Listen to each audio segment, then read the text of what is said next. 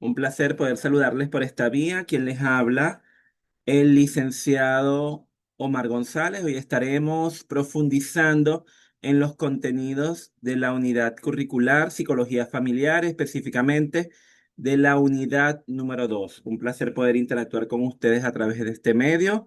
Gracias a los que se pueden conectar y a los que no, bueno, posteriormente puedan verificar la clase a través del foro de dudas y el foro de anuncios donde se encontrará publicado el enlace de la misma. Para hoy tenemos previsto que nuestra agenda corresponde al análisis del contenido programático y el contenido analítico correspondiente a la segunda unidad. Estaremos generando un ciclo de preguntas, avanzaremos en el contenido y finalmente estaremos conversando sobre la actividad sumativa que corresponde a esta segunda unidad. Es importante destacar que para esta segunda unidad estaremos trabajando con las prácticas educativas parentales, la autoridad familiar, la incidencia en el comportamiento agresivo, tanto en la escuela como en el hogar, específicamente como agresividad infantil. Es importante destacar que para ello estaremos ahondando en el contenido que presenta la Universidad Católica del Norte y la Fundación Universitaria Pioneros en Educación Virtual. Ellos presentan un contenido donde abarcan cada uno de los elementos que tienen relación directa e indirecta con los elementos que van gestando la conducta disociativa y la conducta disfuncional que podemos observar en muchos casos dentro de los espacios educativos en el área infantil. Entonces, bueno, los elementos fundamentales tienen que ver con las raíces de la convivencia escolar, cómo la autoridad familiar y las prácticas de crianza determinan el comportamiento agresivo en la infancia, una síntesis basada en la literatura psicológica y pedagógica.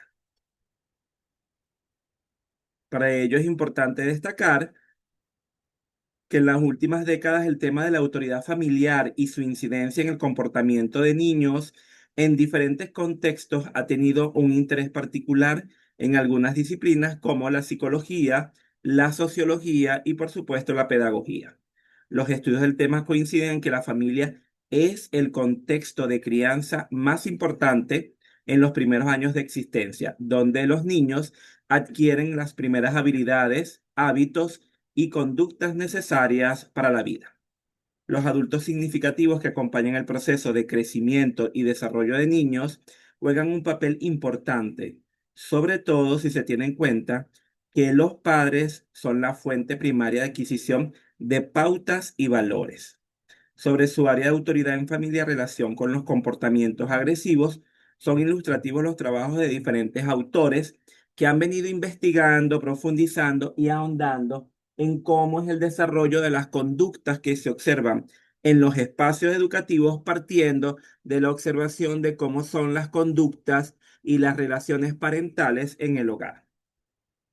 En un primer momento, el interés por realizar este análisis se centra en conocer cómo los autores más representativos que han profundizado sobre el tema de prácticas de crianza y autoridad en las últimas décadas eh, indican cuáles disciplinas se han ocupado de conocer el contexto familiar y su relación con los comportamientos agresivos de niños, y también es importante analizar los resultados relevantes que han arrojado las investigaciones en todos los procesos que se han desarrollado en el tiempo. Entonces, fíjense que la fase de investigación en la agresividad en niños es una perspectiva desde la psicología dinámica de la familia y la pedagogía crítica, y está orientada hacia la búsqueda documental, encaminando al rastreo de la organización, la sistematización y el análisis sobre el tema de la autoridad familiar y su incidencia, por supuesto, en el comportamiento agresivo de los niños. Fíjense que como criterios de búsqueda se incluyeron lo que tiene que ver con la autoridad familiar, el comportamiento agresivo, las prácticas educativas parentales, las prácticas de crianza, la socialización familiar, y esto a su vez se vino a fusionar formando el momento de exploración de diferentes aspectos que tienen que ver de manera directa e indirecta con estos elementos. Fíjense que en relación con la organización se creó un instrumento que tiene que ver cómo se observa, se evidencia los núcleos temáticos con referencia a esa autoridad familiar y también con las prácticas educativas parentales. Entonces, fíjense, uno de los aspectos que más genera controversia alrededor de la dinámica familiar es la autoridad, especialmente para los occidentales donde aún persiste la tendencia a asignar autoridad a los progenitores, pero esta es interpretada y actuada por los hombres y mujeres de diferente manera en cada época, en cada grupo social, en cada subcultura. Asimismo, la autoridad de los padres y madres hace parte, fíjense, de un elemento bien importante, que es la idiosincrasia, que es la propia de las familias y de la valoración que tienen estas sobre la figura o la vigencia o el papel que genera tanto el hombre como la mujer en ese núcleo familiar.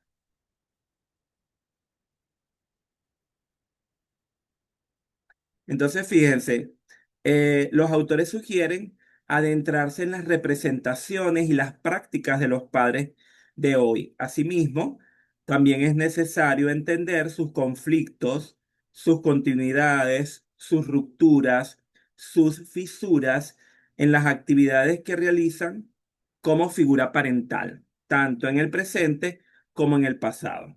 Fíjense que hay autores como Virginia Gutiérrez en su texto Familia y Cultura, que hace referencia a la figura paterna, que tiene el poder, por tanto, las normas y reglas familiares serán para que sean acatadas por todos los demás.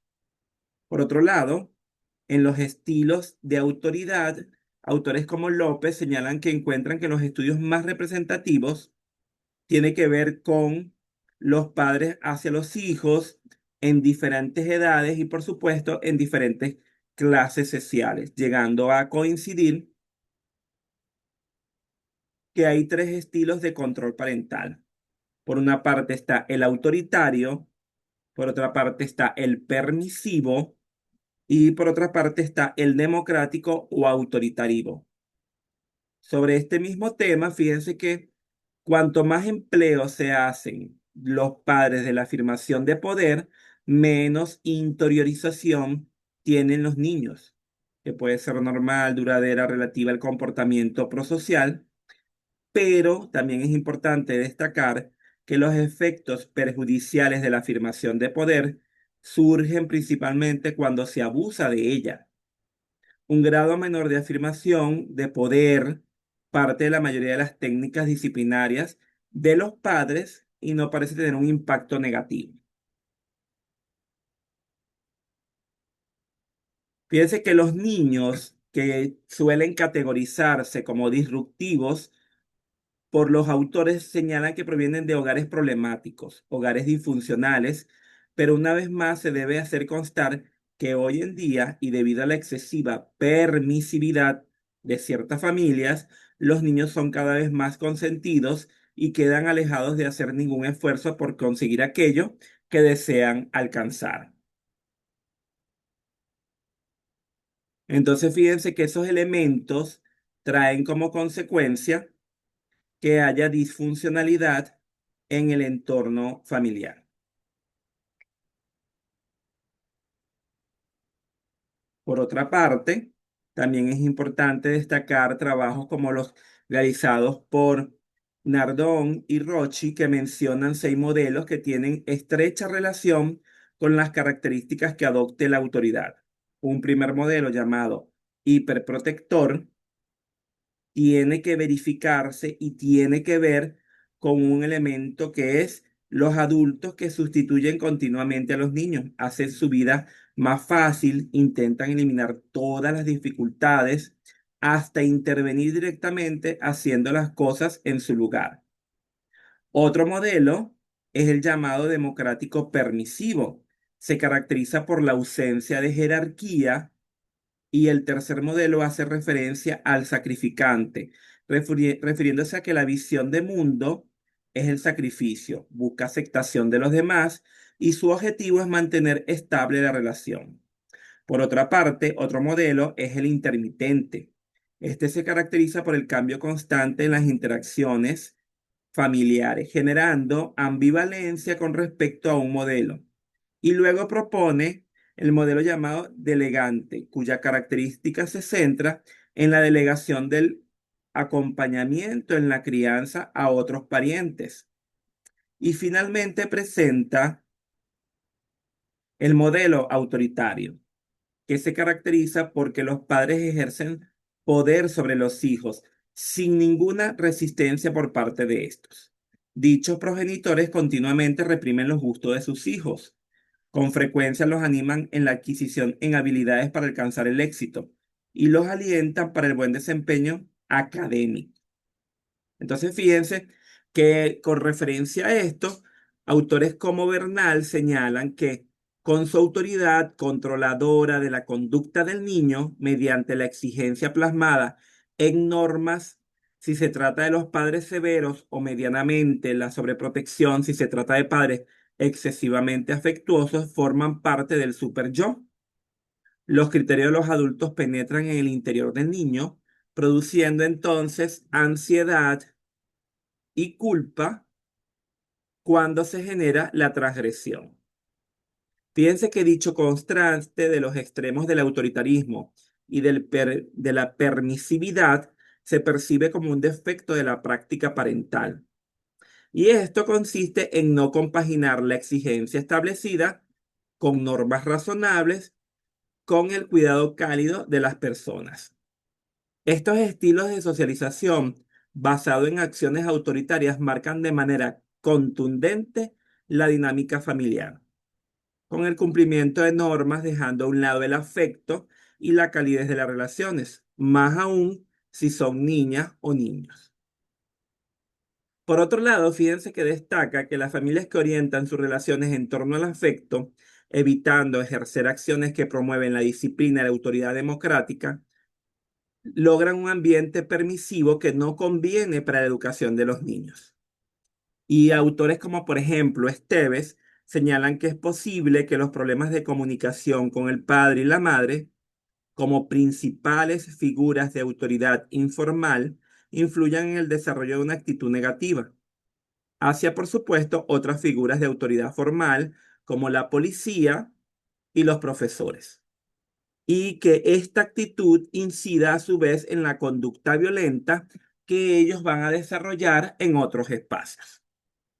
Fíjense también que es importante destacar que las familias que promueven en sus miembros espacios para el diálogo y los acuerdos generalmente desarrollan en sus hijos conductas positivas que repercuten en otros espacios como los escolares. A su vez, los padres que no dialogan en interactúan de manera negativa con sus hijos, crean en ellos actitudes hostiles que promueven con su grupo de pares y con otras figuras de autoridad. Entre tanto, hay estudios que señalan que la familia representa la influencia de mayor peso en la formación de la conducta del hombre.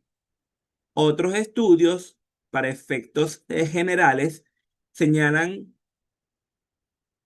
en que la familia es el primer grupo socializador de niños y niñas. Por lo tanto, la manera como los padres y los adultos significativos afronten sus conflictos y establezcan reglas y normas serán determinantes en la imagen que el niño se vaya formando de sí mismo y, por supuesto, de su accionar a lo largo de la vida. Fíjense que otro elemento importante sobre las prácticas educativas parentales significa que la vivencia institucional empieza en el hogar. Allí los niños y niñas aprenden a vivir y a convivir. Es donde se establecen las normas como mediadoras de los conflictos. Ante esto es necesario reconocer que los niños son observadores de situaciones negativas y de malos tratos, generalmente perpetrados por el padre o por la madre, aunque en el principio compadecen a la madre, conforme crecen, esta solidaridad se transforma en hostilidad. Fíjense que los problemas de las conductas sintomáticas de las personas son concebidas como el resultado de la interacción inadecuada al interior de la familia, en donde cada quien es parte y no un conflicto individual intrapsíquico. Desde esta postura, cabe decir que la familia es un sistema social en constante transformación que se encuentra integrado por un grupo de personas que se conocen por su larga convivencia y han construido patrones de interacción que cada uno reconoce e introyecta para poner en práctica en la cotidianidad. Fíjense que, por ejemplo, autores como Satir coinciden en afirmar que las relaciones que se establecen en el hogar con los niños deben estar cargadas de acciones encaminadas a promover el afecto y el control, entendido este como el poder que ejercen los padres y que permiten que tanto el niño como la niña se guíen por actitudes de respeto, libertad y seguridad. Las relaciones familiares caracterizadas por el afecto y el apoyo, junto con la coherencia y la aplicación en normas, potencian el desarrollo prosocial de los hijos. Entonces, partiendo de toda esta realidad, los niños no son receptores pasivos de los estilos educativos que promueven tanto padres como adultos significativos. Por tanto, una relación con actitudes positivas de entendimiento, de apoyo y afecto por parte de los padres promueve en el niño cambios de conducta en su temperamento y aumenta la posibilidad de crear relaciones estables que logren un mayor conocimiento íntimo de ellos con sus congéneres. Fíjense que otro elemento importante a resaltar es que la creación de un ambiente familiar estable y seguro desarrolla el sentido de pertenencia a la familia. La comunicación entre sus miembros toma decisiones dentro de un marco de relaciones de ética, de crecimiento, de desarrollo de ese núcleo familiar, que entonces logran interactuar, preocupándose de los otros miembros y, por supuesto, generando amor. En sintonía con esto, podría decirse entonces que debe existir siempre una relación y un contexto idóneo para el desarrollo y el cuidado humano de todas las personas de ese núcleo familiar y en específico de las más vulnerables. Fíjense que el niño, al entrar al contexto escolar, llega con un conjunto de conocimientos previos adquiridos en el entorno familiar, con lo que ha rodeado en sus años previos. La manera como fue acompañado, guiado, disciplinado, escuchado, incentivado y corregido hace que este niño aprendiz venga ya con una carga de saberes y repertorios que pasan a ser el, el elemento fundamental por donde caminará en sus nuevos conocimientos. Entonces, fíjense lo significativo y lo importante que es todo el contexto familiar en esos primeros años de vida para que cuando él interactúe en el espacio escolar tenga una serie de herramientas que le permitan generar una socialización más efectiva.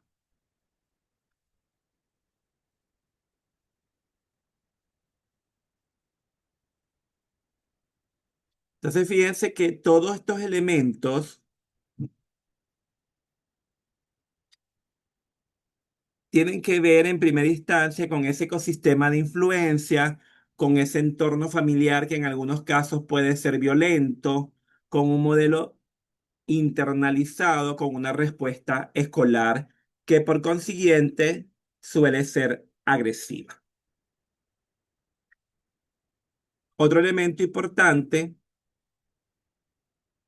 se muestra que las técnicas específicas de crianza infantil que forman parte del control y el apoyo de los padres destacan cuatro técnicas disciplinarias de los padres: inducciones, afirmación de poder, retirada de cariño y calidez y afecto de los padres. Las inducciones, fíjense que se definen como el empleo del reforzamiento en encuentros disciplinarios por parte de los socializadores. Entonces, esto trae como consecuencia implicaciones positivas para el niño, porque promueve la conducta prosocial, dado que frecuentemente destaca las consecuencias que tiene su comportamiento para los demás, reforzando, fíjense ustedes, la adopción de actitudes de empatía. Por otra parte, en cuanto a la afirmación del poder, el autor entiende esto como el empleo de fuerza o castigo en relación con privilegios para lograr acciones encaminadas a la obediencia. Lo que buscan los adultos significativos es que el niño se comporte como él desea que lo haga. Entonces, las formas de crianza infantil que propone tiene que ver también con retirarle ese cariño que se expresa en interacciones disciplinarias, donde los socializadores dan una expresión directa, aunque no física, de su enfado o desaprobación porque el niño se ha comportado de una manera no deseada o no se ha comportado de manera deseada. Igual que lo anterior, forma de crianza, su uso es punitivo y cambia el comportamiento del niño, dado que estos entienden que no tendrán cariño por parte de sus padres. Por lo general, estos son rechazados y aislados con frecuencia por ese adulto significativo. Se fija otro elemento importante que señalan los autores aquí. La socialización de los hijos depende del equilibrio entre dos variables fundamentales. Ningún extremo por sí sola forma un entorno sano. Es decir, debe haber un equilibrio entre la exigencia y el control y, por supuesto, la sensibilidad y el afecto. En la exigencia y el control es el exceso de intentos de control, establecimiento de normas, la jerarquía, la afirmación de autoridad, que esto a su vez representa los límites en el ecosistema. Y por otra parte, la sensibilidad y el afecto tiene que ver con ese apoyo parental, con esa calidez, con el reconocimiento, con la comunicación, con las necesidades que representa el sustrato nutritivo del ecosistema. Todo esto trae como consecuencia o por consiguiente que los niños en dichos estudios crecen en ambientes en los cuales son frecuentemente maltratados y van a desarrollar modelos mentales de relaciones sociales que incorporen ese maltrato. De esa manera, es probable que respondan frecuentemente de manera agresiva, porque piensan que de nuevo los están maltratando. Así este no sea el caso. La repetición de comportamientos observados en relación con la agresión también ha sido trabajado en diferentes espacios y en diferentes estudios que se han ido a profundizar.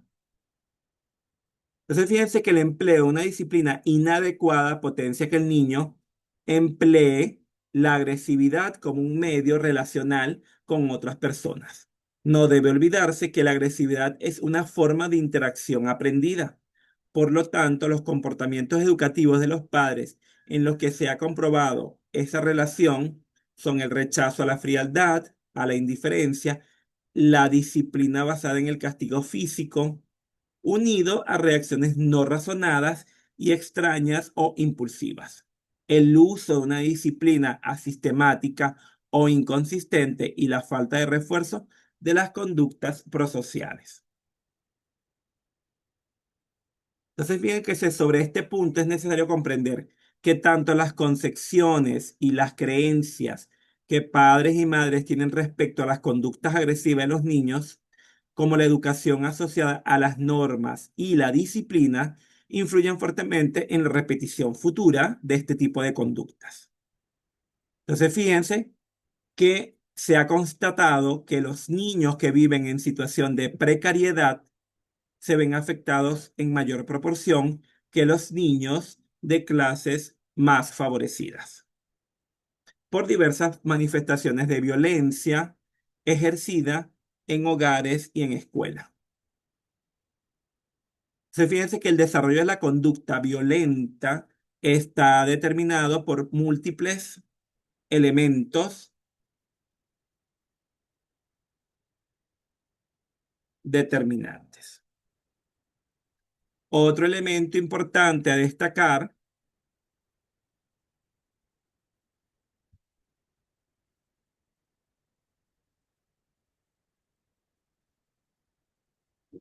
la matriz diagnóstica de los estilos de crianza. Como hablamos previamente, entonces, esos estilos de crianza tienen que ver con el impacto conductual y con las variables de afecto y exigencia basadas por autores como Burning y Nardone. Ellos señalan, bueno, que tenemos el estilo autoritario, que tiene que ver con los niveles de exigencia y de las normas. En ese nivel autoritario están las afirmaciones de poder severa, la represión de gustos, la ansiedad y culpa por la transgresión. Tenemos también el estilo democrático autoritario, que es la coherencia en las normas más apoyo emocional. Esto potencia el desarrollo prosocial y la autonomía. El estilo delegante o negligente habla de la ausencia física o emocional, la delegación a terceros, la frialdad y la indiferencia. A su vez, este elemento tiene que ver con lo permisivo y la hiperprotector, que es la ausencia de jerarquías, la sustitución del niño en sus dificultades, niños consentidos que no toleran el esfuerzo. Todo esto a su vez trae la anatomía de la disciplina, que son tres tácticas y sus ecos. Las estrategias disciplinarias determinan si el infante interioriza la norma o simplemente teme el castigo. Entonces Rodríguez señala, por ejemplo, que el estilo democrático induce a través de mecanismos del uso del razonamiento para destacar las consecuencias del comportamiento en los demás. Y como resultado, se refuerza la empatía y la conducta prosocial duradera. En otros espacios, el estilo autoritario, donde hay afirmación de poder, emplea como mecanismo la fuerza física o improvisación para lograr obediencia inmediata. Esto trae como resultado, genera conductas hostiles hacia la autoridad formal. En este caso, tenemos que traspolarlo a las escuelas con los docentes. El castigo psicológico son expresiones directas de desaprobación y aislamiento sin explicación y trae como resultado la ansiedad, la inseguridad y modelos mentales punitivos. Ahora bien, cuando hablamos de las manifestaciones clínicas de la agresión escolar, no toda la violencia tiene el mismo origen cognitivo. Autores como Shaw señalan, diferencia claramente la agresión como reacción frente a la agresión como herramienta. Entonces, fíjense, la agresión reactiva es la respuesta ante una ofensa real o percibida, un insulto, un golpe, una amenaza, y el detonante es la hipersensibilidad a la amenaza debido a entornos hostiles previos. Ahora bien, la agresión instrumental proactiva es uso de la agresión como instrumento para conseguir un objetivo, la dominación, recursos, la diversión. ¿Cuál es el detonante? La falta de empatía y la ausencia de consecuencias previas. No hay ofensa previa.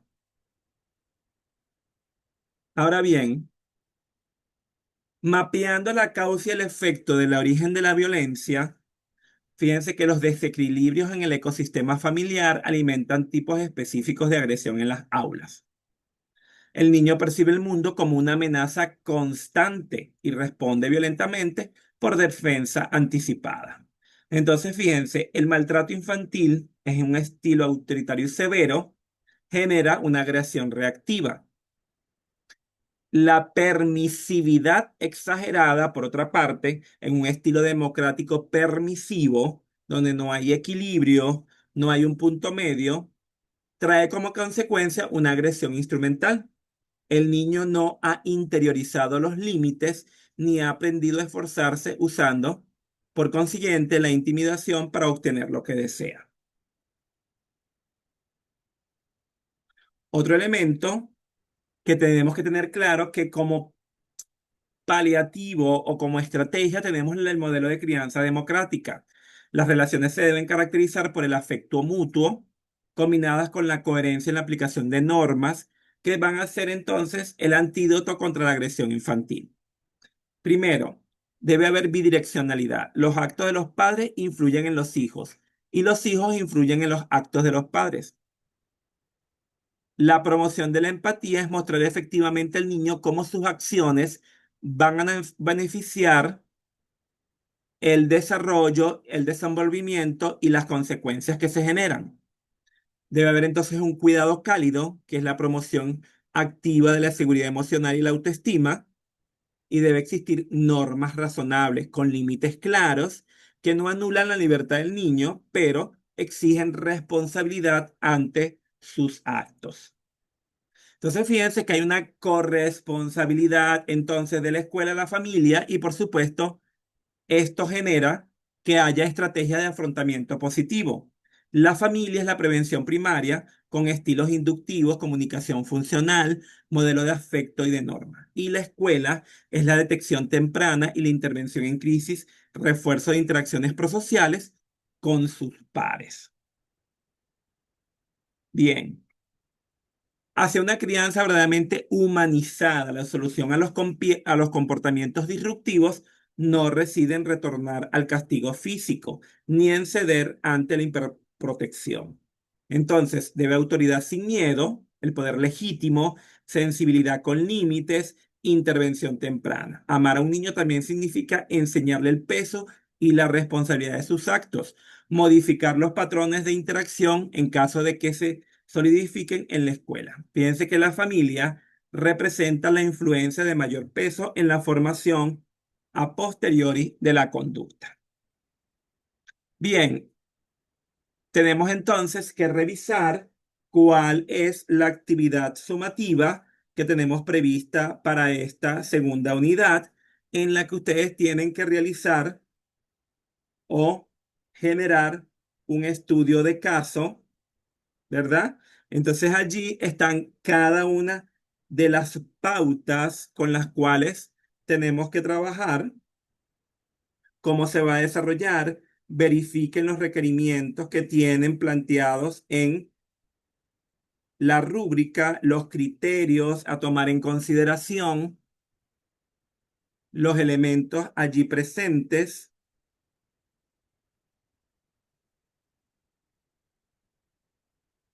Recordemos que estamos trabajando con psicología familiar y por consiguiente vamos a trabajar con base en cada uno de los elementos que están allí presentes en la actividad sumativa